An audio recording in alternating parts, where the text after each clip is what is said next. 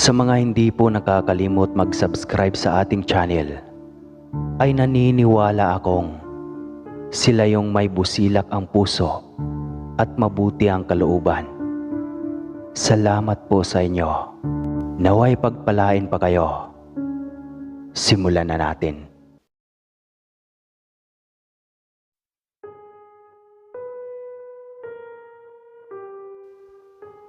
Mapagpalang araw, Sir Casper. Ang kwentong ito ay mula sa matalik na kaibigan ng aking tito. Palakwento kasi ito at talagang kasundo namin. Ang karanasang ito ay nangyari kay Kiko nung binata pa lamang siya at naganap ang tagpong ito sa lugar ng Samar. Maraming taon na ang nakakalipas. 6 lamang kaming magkakapitbahay. Sa kaliwa ng aming bahay, matatagpuan ang nasasabing burol. At sa harapan namin ay gubat na. Mahirap ang aming buhay. Isang kahig isang tuka kaming lahat. Tuwing gabi naman, ang oras ng pagkuha namin sa palengke ng mga tira-tirang gulay at prutas mula sa mga kakilala naming tindera doon. Bago kami makarating sa nasabing palengke, kailangan muna naming lagpasan ang nasabing burol. May kadiliman nga lang, ngunit sanay na kami sa ganoon. Isang gabi, kompleto na kaming magbabarkada at nagsimula ng maglakad patungong palengke. Hindi naman kami natatakot dahil dito na rin kami lumaki at nasanay na lamang na bawat araw palagi na lang burol ang aming dinadaanan.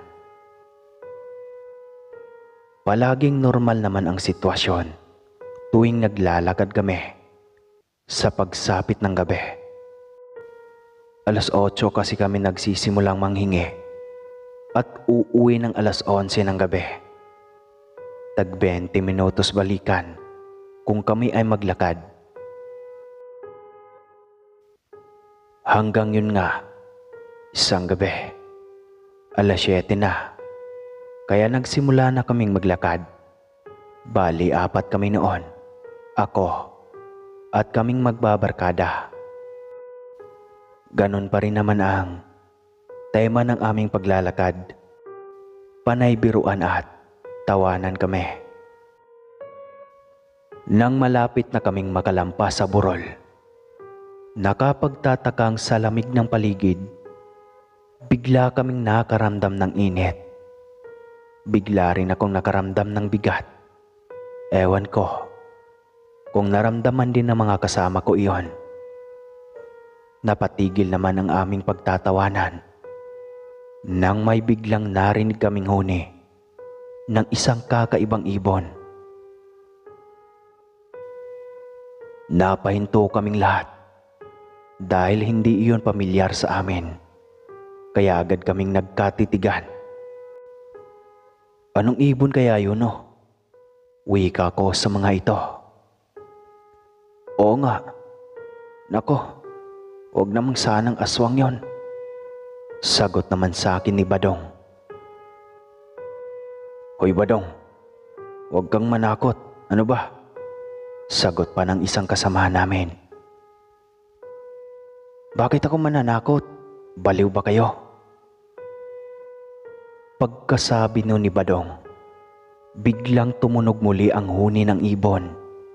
Ngunit sa pagkakataong iyon, sunod-sunod na. Agad naman kaming kumaripas patakbo pabalik.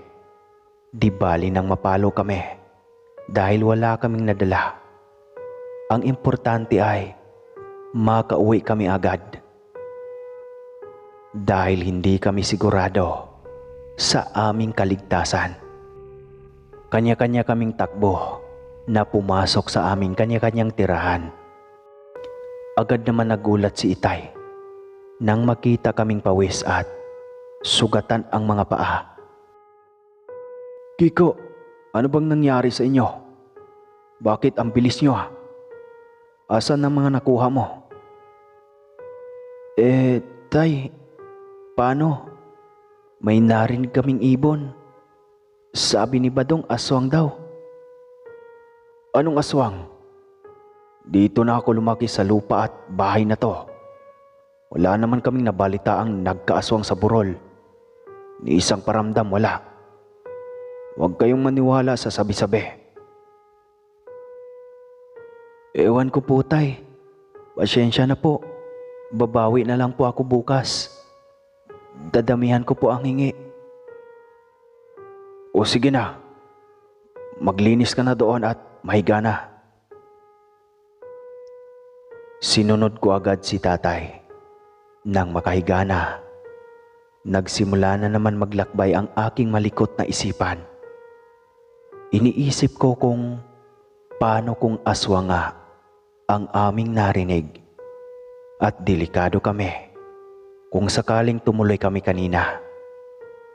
Naisip ko rin ang kahindik-hindik na itsura ng aswang at kalunos-lunos na aming sasapitin kung sakaling makaharap kami ng ganoon. Sumapit ang umaga. Agad na akong bumangon upang manguha ng maaari naming ulamin sa agahan. Sa paligid-ligid lang naman iyon. Habang namimitas ako, bigla akong napatingin sa burol. Bigla akong kinabahan dahil naalala ko yung nangyari kagabi. Parang bigla akong natakot nang dumaan ako dito. Ang pakiramdam ko kasi may panganib sa lugar na iyon. Binaling ko na lang ang aking wisyo sa pagpipitas ng mga gulay. Nagulat naman ako nang may tumawag sa aking pangalan. Kiko, kumusta? Boses ni Badong. Hoy Badong, tinakot mo kami kagabi. Natatakot tuloy akong dumaan sa burol. Ikaw talaga. Di naman ako nananakot eh. Kung di ko pa sinabi yun, mas malala inabot natin kung nagpatuloy tayo sa daanan.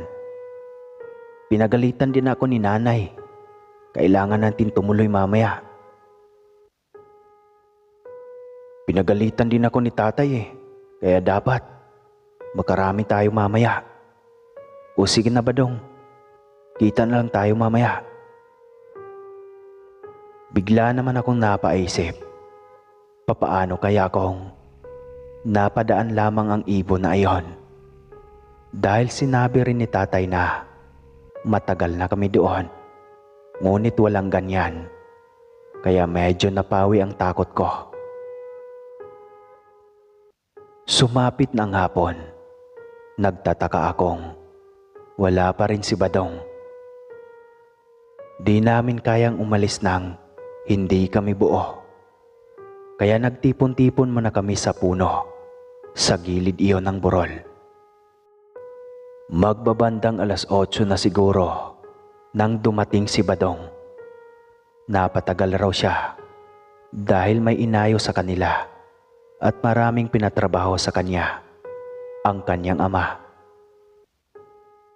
Medyo nag-alangan pa akong tumuloy dahil malapit nang lumalim ang gabi. Nung mga panahong iyon, maliwanag naman ang buwan at sobrang lamig talaga na nakakapanindig balahibo. Sobrang tahimik pa ng paligid. Tahimik lang naman kaming naglalakad noon habang medyo kinakabahan na ako.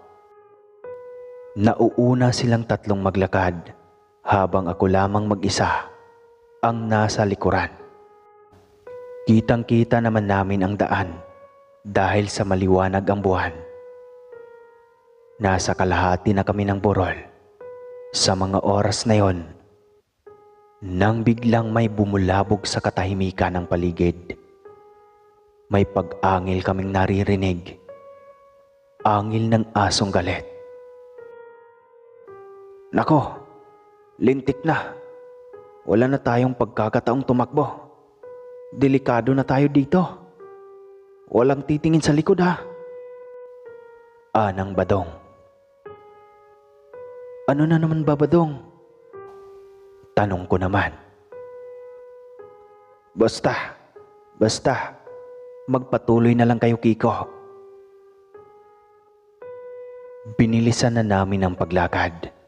Bigla namang nawala ang pag-angil na kung sino mang nilalang at napalitan ng tunog iyon ng ibon. Badong, ayun na naman yung ibon. Kinakabahan na ako ha. Bilisan na natin. Bulyaw ko. Shh! Magkunwari kang hindi ka takot. Pwede ba? Maglakad ka na lang. Sagot sa akin ni Badong. Kinakabahan na talaga ako ng mga oras na iyon. Hindi na kami maaaring tumakbo dahil lagpas kalahati na kami. Wala kaming pagpipilian kundi tumuloy na lamang. Halos patakbo na ang aming mga lakad ng mga oras na iyon. May naririnig akong yabag ng mga paa sa aming likuran. Kinikilabutan ang buong pagkatao ko. Sa sobrang takot, nakalimutan ko ang bili ni Badong na huwag titingin sa likod. Kaya naman, lumingon ako. Laking gulat ko nang makakita ako ng isang napakalaking asong itim. Maniwala kayo sa hindi, singlaki ito ng isang baka. Nakakatakot ang anyo nitong literal na papatay talaga ng tao. Nanlilisik ang napakapula nitong mga mata. Nakalawit ang nagsisihaba ang mga pangil at walang tigil sa paglalaway. Nanigas ako sa aking pwesto at hindi nakagalaw. Nawala ako sa aking sarili. Nakagalaw lamang ako nang marinig kong sumisigaw si Badong. Kiko, sabi ko sa iyo huwag kang lilingon. Sabay hablot nito sa akin. Nang nakagalaw na ako, grabe ang takot ko noon na umabot sa puntong naihi na ako sa aking salawal. Tagaktak ang nanlalamig kong mga pawis at hindi ko na magawang magsalita. Bigla namang nawala ang nilalang. Ang gagawin na lamang namin ay tumakbo papunta sa kabahayan upang makaligtas. Hindi pa man kami nakakalagpas sa burol, may naaninag na naman kaming figura ng isang taong nakatayo sa aming unahan. Inakala naming magsasaka iyon na nahuli na ng uwi kaya't nakampante kami dahil mayroon na kaming makakasabay at nabuhayan kami. Sisigaw na sana ako para humingi ng tulong nang biglang nagsalita si Badong. Nako po, hindi tao yan. Pinaglalaruan tayo ng aswang. Sabi na hindi ako nagkamali ng hinala. Una pa lang. Badong naman, huwag ka naman magbiro. Mahirap ang sitwasyon natin ngayon. Tao yan oh. Ano bang akala mo dyan? Kabadong wika ko. Hindi tao yan, Kiko. Aswang yan. Nililinlang lang tayo ng lintik na yan. Badong, papaano na? Anong gagawin natin? Umiiyak kong sabi dito. Nagsimula na ring mag-iyakan ang aming mga kasamahan dahil sa lubos na pagkatakot. Maging handa tayo, ayun lang ang magagawa natin sa ngayon. Sabi naman ni Badong. Bigla naman kaming nagulantang sa iyak ni Makmak. Nang hanapin namin ito, sakal-sakal na ito ng isang itim na nilalang. Napakamabalahibo nito. Nakakatakot ang itsura nitong mukhang aso dahil sa haba ng nguso at may napakapulang mata. Agad kaming tumakbo sa kinaroroonan nito. Nang kami ay mas makalapit, doon na kami binalot ng labis na takot. Kakaiba ang aura ng nilalang na iyon. Takot na takot talaga kaming hindi alam ang gagawin. Nagulat naman ako nang biglang sinabunutan ni Badong ang mabalahibong nilalang hanggang sa mabitawan nito si Makmak. Agad ko namang kinuha si Makmak na noon ay nakatulala na at hinang-hina. Humarap ang nilalang kay Badong. Kinalmot siya nito. Agad namang sinuntok ni Badong ang nilalang dahilan upang mas magalit ito sa kanya. Naisipan kong tumulong. Nagpalingalinga ako sa paligid. Nakakita ako ng putol na puno na isang kawayan. Agad kong binigay si Makmak kay Gino at dinampot ang putol na kawayan. Naabutan ko na namang nakapaibabaw ang nilalang kay Badong. Di naman ako nagdalawang isip na hampalusin ang ulo ng nilalang na yon. Pinalo ko ito ng 6 na beses. Dahilan para sa akin ito mapalingon. Agad namang nakahanap at pinukpok ng bato ni Badong ang nilalang. Dahilan upang mapahandusa ito. Di na kami nagsayang ng oras at agad nagtatakbo papunta sa dulo ng burol. Dahil medyo malapit na naman kami. Karipas kami ng takbo hanggang sa marating namin ang mga kabahayan sa labas ng burol. Agad kaming sumigaw at humingi ng tulong. Laking pasasalamat naman namin nang may naglabasan agad na mga tao. Agad naman naming sinabi ang nangyari. Sabi-sabi daw na taga-kabilang baryo daw yung muntik mang biktima sa amin at bagong lipat pa lamang. Di rin nagtagal, nakita namin ang kapitan na tumatakbo. At agad kaming inusisa. Sinabi naman namin ang lahat at di na kami nito pinayagang umuwi. Naglakad na kami noon papunta sa kanyang bahay. Pinakain kami nito at pinaligo upang mahimasmasan. Pinili lamang ni Kapitan ang pamilyang tutulungan niya. Dahil sinabi namin ang aming mga problema at kung bakit kailangan naming bumaba at akyat sa burol gabi-gabi.